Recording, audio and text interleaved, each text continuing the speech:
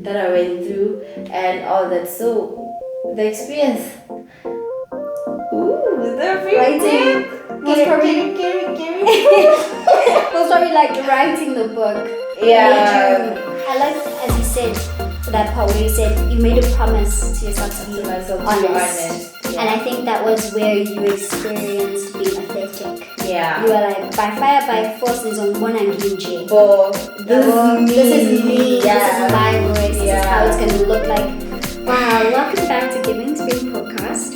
And today we have a great conversation ahead of us where we'll be talking about our journey to finding our inner peace.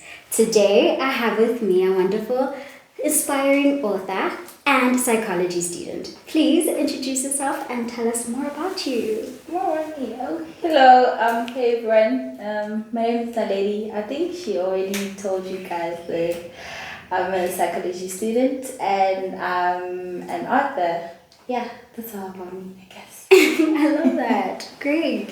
So Yeah. just to get you to know you a little bit more, tell me about your family, tell me about you, how was school, how was high school, how did you even get to being, to wanting to be an author? An author. Okay, so I'm from Klerksdorp, but I grew up in Zeerust. So I came from Zeerust, got to Klerksdorp. I started my primary from Klerksdorp. Yeah. Another primary in Klerksdorp, then went to high school. Well, school was good. I changed from another high school from Tech High to Tilimusisa Secondary School. Then when I got there, I did my grade 10, grade 11, and from grade 11 was hectic. You know that high school is high school. Yeah. You get to meet new people and all that. Then grade 12 came and I finished my grade 12. Then from high school, I wanted to go to university. But because of what happened on my grade 11, after getting a diagnosis of my chronic, that made my life a bit hard. I wasn't able to go to university because I had to stay close to my mom or to the people that knows what happens when I'm not okay. Then, I guess that's all. Wow. Then, what inspired me to write is from grade 11, I think. But from high school and primary, I'll write love letters, I'll write poems, and do all those things. When it's my mom's birthday or my family's birthday, I'll write letters, long letters, 4 pages away. And it would be nice. It would be nice. Then from grade 11, I started thinking about, I have to write a book because I have to start taking my writing seriously. Because everyone will be like, oh, Nelly, can you write something for me? Be like, I'll write something for you. Even when you know that when you're at school, you could have those books, the 72 pages books, and those ones who are going to be left out, you don't use them. Yes. I'll take them and play with them. My mom will be like, Nelly, you're always using those books for useless things and all that. But I'll be, writing has always been in my blood, I think, from childhood and all that. Wow, I absolutely love that. You know that song by Aaliyah? The one, 4-page, writing him a love 4-page letter. They literally talking about you when they talk about wow. Oh man, that's amazing. And maybe just jumping straight into our topic about finding your inner voice. What does having an inner voice mean to you? Having an inner voice mean to me. Okay, so from my perspective as an author, I think finding your inner voice or having an inner voice is like uncovering a part of yourself that has been hidden for a long time. Or maybe a personality that is yours, but you don't know it. It was, I could say, let me put it in a simple way. Finding your inner voice is like getting to know the real you before the obstacles or before the world taught you how to pretend. Yeah, that's from my side. Wow. I love the way you put it when you said before the world taught you how to pretend. So practically you see those unsocial, those unpopular opinions. That we once find ourselves in. I like that. And Do you think your inner voice is something that you discover or something that is created over time? Over time. Okay, for me, I'll put it personally. From my side, I think it's a bit of both. Because you get to find your inner voice through experience and reflections and all that you go through. And you create your inner voice through emotions. And it can be over time, I think. Yeah. So it's a bit of both. It's a bit of both. It can be created and as well as something that you discover for yourself. Okay, I love that. And how has writing in your life helped you uncover your inner voice? Is there like a particular experience that you had or a particular story that you were writing and you're like, this is something I feel like the world needs to hear? Okay, like I said when I started introducing myself, I told you that I got to know my chronic. I got diagnosed with a chronic around grade 11. So you could imagine it was around November and I was writing my final exams to go to grade 12. So it was hectic. I was excited to go to grade 12 and suddenly, boom, I'm in the hospital. What? Then, okay, fine. I got diagnosed. I got admitted to a hospital, I think for 3.5 weeks. So during that weeks, I got to meet a nice lady. She was kind, caring, loving, over smiling. And at some point, for me, I'm an observant person. So that lady, she was always laughing.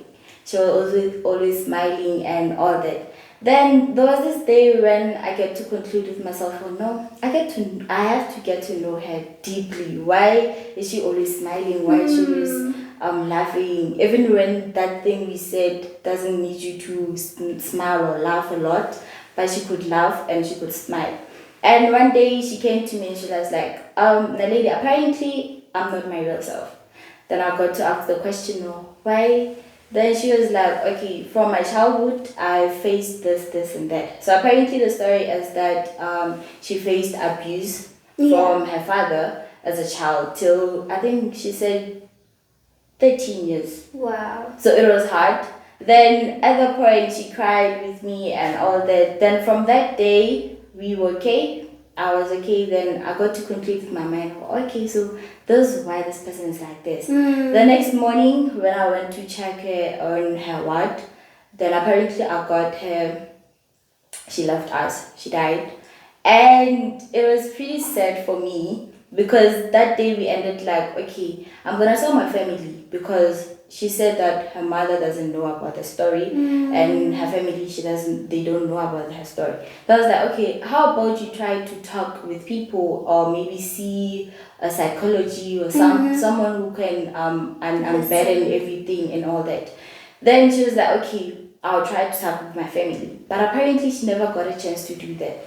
So from that day, reality clicked that it's kind of time for me to be myself and not pretend, because I also faced some childhood experience too that are hard. It's not a story for today. But yeah, so from that day I started thinking, oh, okay, life is too short. At some point you have faced this thing and it created this personality or the monster in you. Then you're not able to express it or tell the people that, no guys, you did me wrong and this thing did hurt me.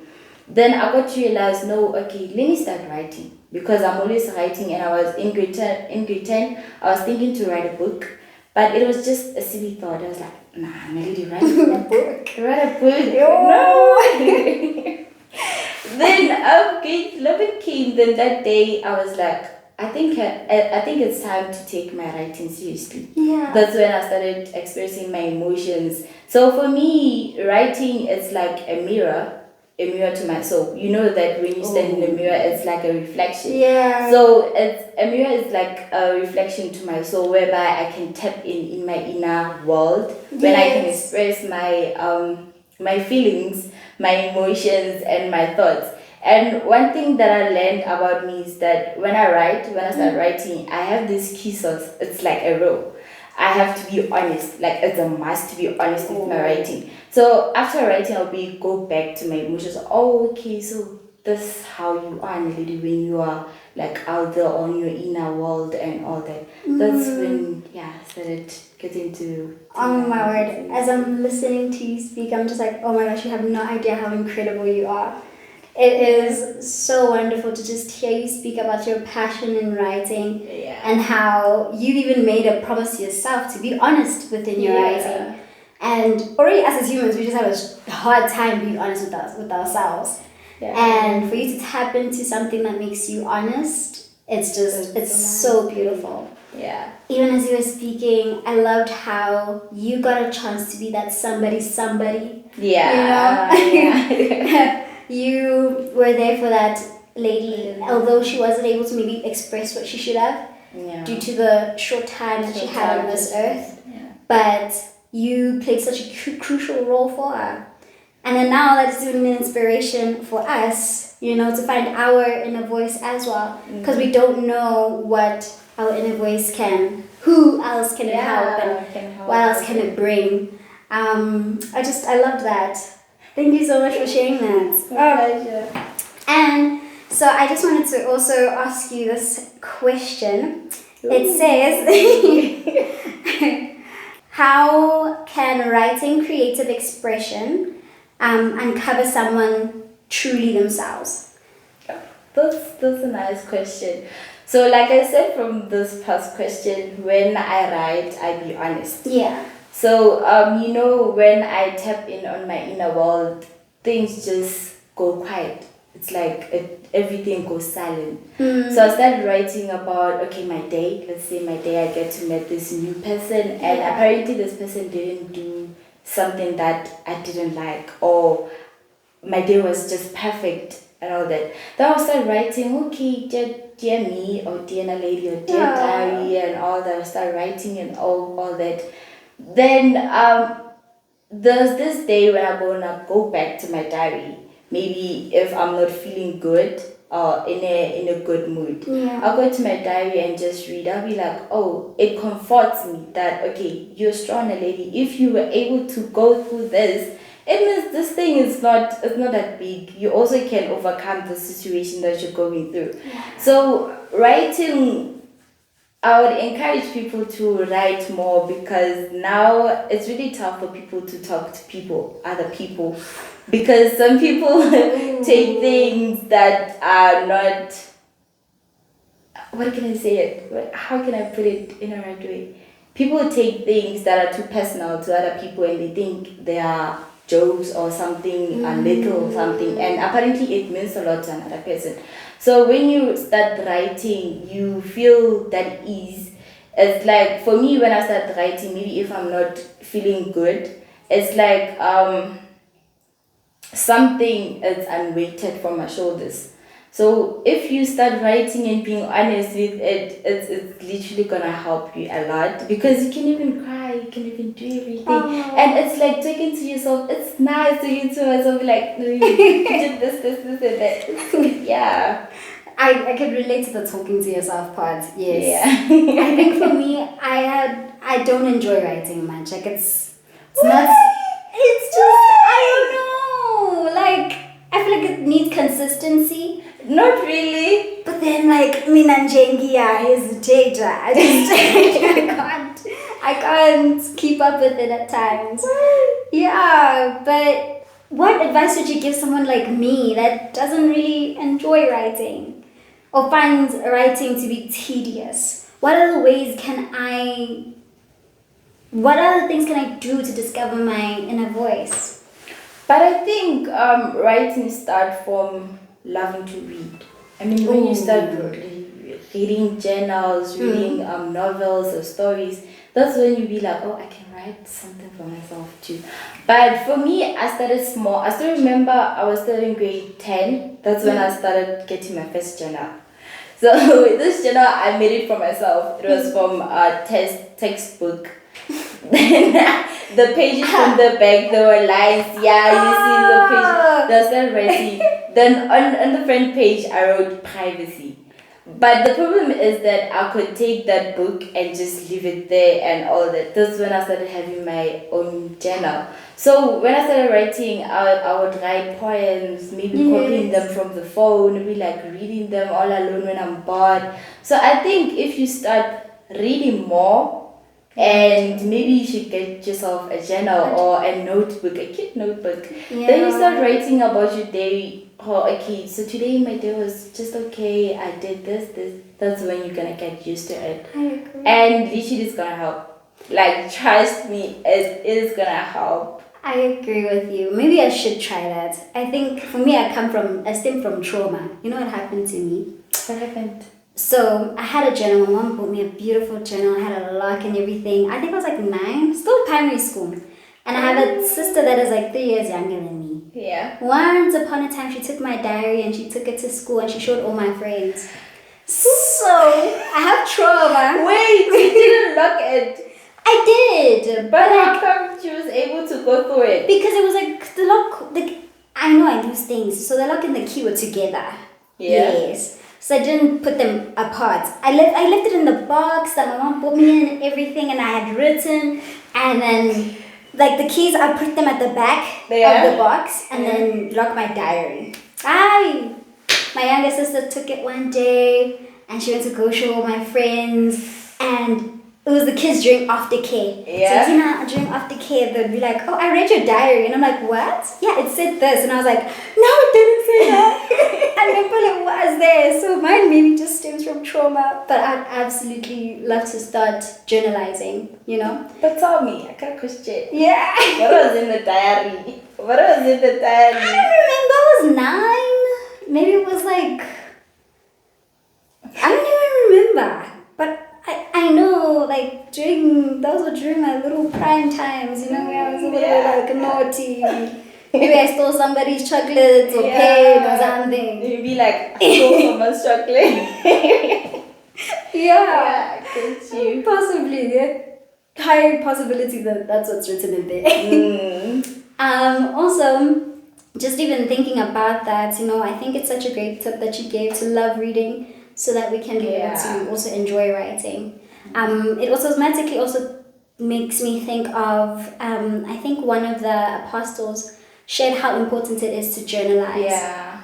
And I'm very guilty of it, of not being very consistent. But I've heard people's testimonies on how it's so amazing to look back at my testimony and watch it grow, and it be even the similar blessing and the similar feeling. I can pass it down to my families. So that was just something that I really thought was amazing. And another question that I have would be, so what practical steps or daily habits can young adults use to reconnect with their inner voice? Oh, that's a nice question.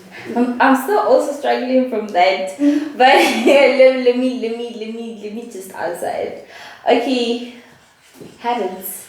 I could say journaling every day. Yeah. Starting your day with a good mood. Okay, so every time when I wake up, I stare myself in the mirror. So like my bed is like this, and there's a mirror. So when I wake up, I stare myself and be like, "You're beautiful today, Marie."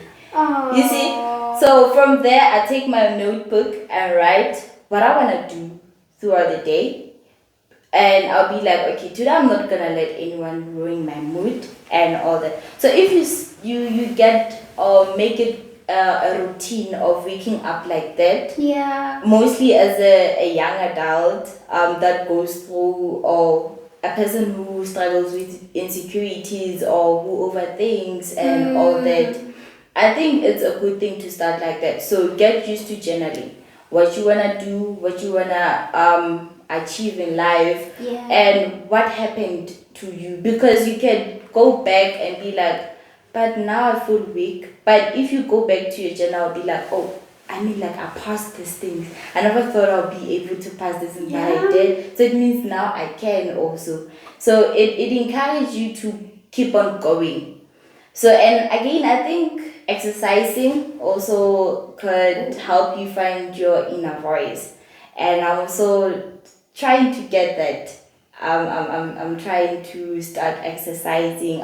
Yesterday I was even doing yoga with my mom. It's like, I'm doing yoga. Right. I'm doing yoga with my mom. So I think if you start journaling, having your own time, maybe just shut down, just let the world shut down, just keep silence and just start writing.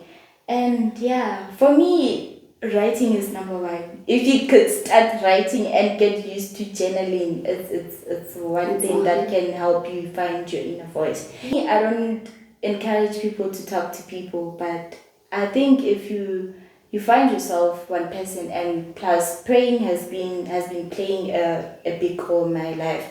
I mean, I've made God my friend, but I'm respecting him. But I've made God my friend. I could say everything that I want to say to him, and after praying, I feel like, yeah, I'm back now. I'm back. I'm okay. I'm okay. So yeah, I think that's how you can find your inner voice. I love that. I love that. Like, also, I thought of like meditation. Yeah, you know, meditation. when you said like to just shut down from the world, I was like, meditating can be one thing that can recenter you. Because as much as we're talking about like our inner voice, there's a lot of voices that we're actually competing with. A lot. People that are close to us, people that are far away from us. A lot. You know, when we hear somebody even speak about, oh my gosh, today you look pretty. You see me, I'm in a good mood, I'm looking pretty. And then another one will be like, I can see you have. And Oh, I'd be like, okay, now I'm embarrassed. Okay, yeah. So just, understanding and discovering how big and important people's voices play in our lives. Like they make a big impact. Yeah. And the biggest one that needs to make an impact is one's self-voice. I think talking positive, as you said, the words of affirmation to yourself plays a good role, A big role, into being like, okay, today she might tell me that I don't look as cute, but it's just today. But in general, usually I am cute. Yes, literally. Yeah. So I do love that. Even now, stemming to my next question of how can we maybe fight those bad inner voices that we might be facing? Like what? Maybe from family, social media, and all that. Okay, so I have this story that I was reading. When was it? Last week. Yeah. Let me check it. It's about a bird in a nest. Yes. So this bird, there are 5 of them. So this one is tiny. You know that when you're tiny in this world, it's like, oh, you're tiny. You get stepped on. Yeah. You see, understand? So let me check the story for you. What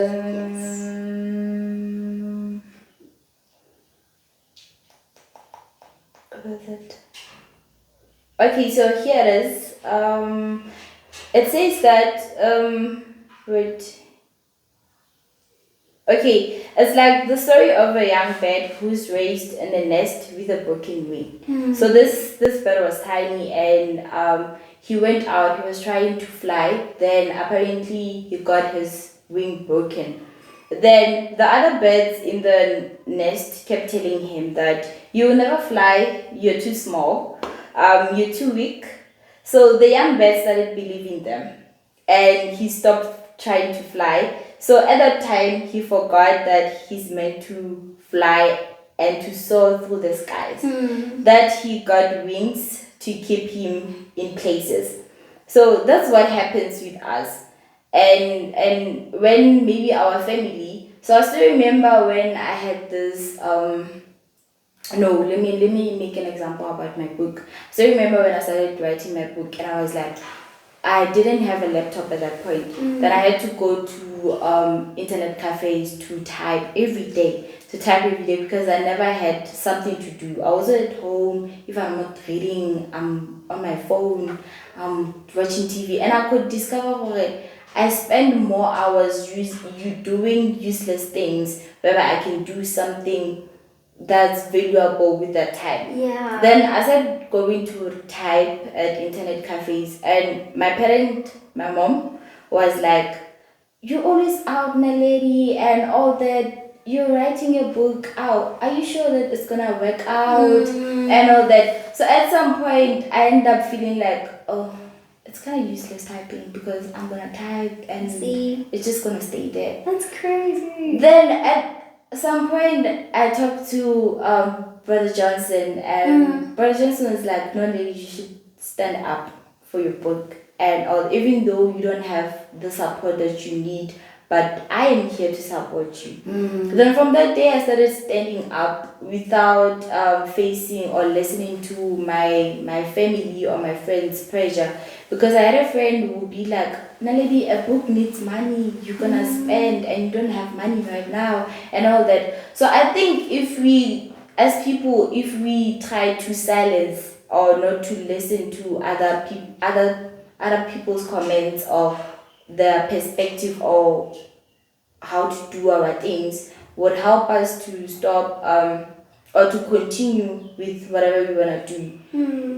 Mostly when it comes to family pressure and expectations. If we focus on ourselves and what we wanna do will help us remember what we want for our future. Like the bird forgot that he knows how to fly. Yes. He forgot that he's meant to fly though, and at some point he wanted to go somewhere, but he didn't want to fly because some people told him that you can't fly and all that, and he wanted to go to places. But how are you going to go to places if you can't fly, if you don't want to fly? So yeah, I think if we stop listening to family pressures and mostly social media influences, if we stop doing that and starting to be our own self, not to be like, oh, I wanna be like you, I wanna do this. Yeah, okay, it's fine if you wanna be like that person, but remember that you have to be yourself at that point. So yeah, I think I like that. Thank you. I love that. Like immediately in my mind I thought comparison is the thief of happiness. Yeah. You know? It literally takes away the happiness that you are trying to achieve because it doesn't look like somebody else's. Or somebody has an opinion and then you take those voices and then you put them in your head and you make them your inner voice.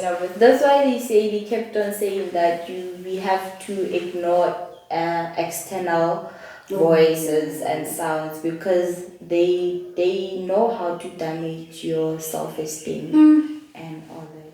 Yeah, I like that. Oh, that just hit it on the nail. So last but not least, I have this question for you, which is what experience or moment has helped you search and find your authentic voice? What experience? That's a hard question. This is different, but okay, what experience? I think the most experience that made me stand up is my health one. Oh. Because at that point, after finding out that I'm chronic, I have a chronic illness, I started being like, oh, that's the end of me. And after facing that lady's trauma, I started feeling like, oh, it's kind of useless of getting to know who am I or what I want to do and all that. So one thing that gave me to find my inner voice is mostly the book, because the book talks about me and the experiences that I went through and all that. So the experience, the writing. Most probably like writing the book. Yeah. I liked, as you said, that part where you said you made a promise to yourself to be honest. Yeah. And I think that was where you experienced being authentic. Yeah. You were like, by fire, by force, this is me. This is me. Yeah. This is my voice. This is how it's going to look like. It's not going to look like Kanyimbao's book, but it's going to look like Naledi's book. But You the know? problem that I had to, I'm still having it right now, is if people read the book, what are they gonna think? Because when I was writing the book and when I was retyping it, because I think I retyped it 4 times. Because I felt like it was too personal. It's like, ooh, what if my family reads this? It's like, ooh, oh, this is how, you see. Yeah. The problem is that in the book I prioritized myself, my inner voice, the truth, my myself, the true personality that not everyone knows. And I would think that if my mom or my family in would read the book, what would they think? And like they say that people don't see the monster that they create in you till it turns into anger and they start labeling you. So I'm kind of scared of the things I'm gonna get from my family. Be like, oh Naledi, what was it? Why was it hard for you to speak with us? Or about the situation, or like put your personality or the childhood experience you went through in your book and publicly. So that's what I'm kind of scared of now, but I think I'll get to it. I get you. Like, being authentic does come with unpopular opinions. Yeah. You know, it does come with society going, that's wrong. Yeah. They won't view it from my side, from how I've seen it. They won't see that me writing the book, it's like me being myself and all that. So, yeah. That's okay. That's I get you. Yeah. So, last but not least, I have a game for us. It's easy. Okay. It's Would You Rather. So, I'm going to give you 2 options and you tell me if you prefer this or this. Yeah. Exactly. So, which superpower would you have? Would you rather be able to walk through walls and teleport?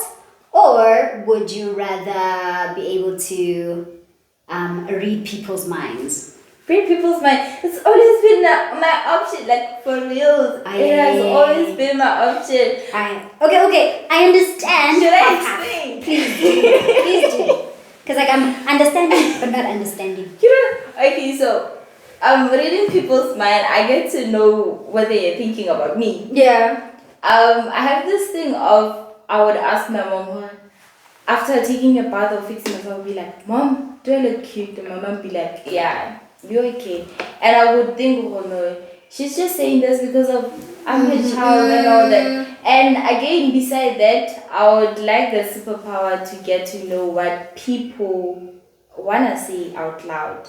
I would like to have that superpower so that I can know if I've hurt someone, get to know like the real person, because now people are very pretending. Every now is just living the life that is not realistic.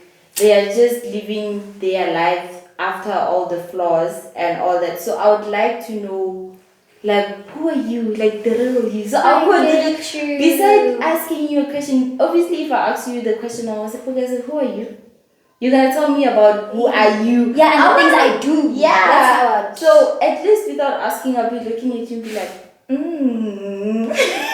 I get to know that, okay, I don't have to say this and I have to say this.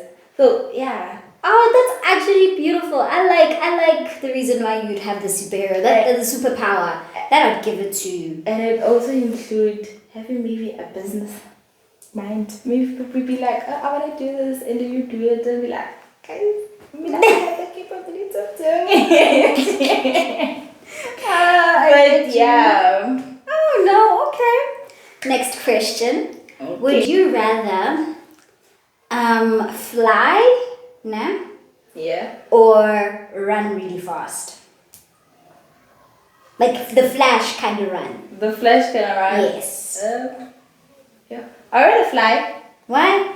You're gonna be up there with the birds, you're gonna... Yeah! I rather fly. So why fly? Okay, no, let's start why not the Flash one. Yeah. Because when you run, you're not able to see everything. It's like, you're not able to... I disagree, he stops time. No, you can't see anything. No, he stops then everybody's like, yes. But the thing is that when you fly, you get to see. I'm a person who likes to capture views and the beautiful sky and all that. So when I'm up there, I could see the lights. Yeah. Oh, this is my city, you see, and all that. Then when I'm running after in the city, I can. And I'm gonna get tired when I'm running. The same thing with flying. No, you gotta keep traveling in jet. It's just like that. You see, so I would choose flying because I'm a person who likes to talk. I'm a person who likes to see new places from above. I'm a person who's willing to get to know new things. Okay. Yeah, new things and explore. So when I'm up there, nobody sees me, and I wanna do it alone. I'm a person who's just gonna be alone in most of the things and all that. Kind of introverted style and all that. So I wanna do that alone. So up there, I'll be alone, looking at the view with birds. The view. No, at night. Birds don't fly at night. Sipho, please. But wait, birds. Wait, please, listen. Fine. I'll be at night alone. In the dark. But there's light. Wait, sky doesn't have light. Yeah. Okay, maybe the moon. Okay, it's fine. Guys, we need dreamers here. We need dreamers. I'm very competitive, and I feel like I must have the last say. No. Like flying it is. Like okay, flying it is. Yeah. I give it to you. And last one. Would you rather buy a house or a car? A house. Why? Why buy a car whereby you still staying at your mother's place? Thank you. You can't sleep in a car. Yes. Even though it costs 2 million, you can't sleep in a car. You have to get a house. Exactly. You must get a house first. At least we like they say that women are for houses. Yes. And then guys are vroom vrooms. Yeah. Crazy. But thank you so much for spending time with me and getting to teach us a little bit more about ways to find your inner voice, and just listening to your journey definitely has inspired me, and I'm sure it's also going to be inspiring to our listeners. So thank you so much, and we shall see you guys next time. Bye.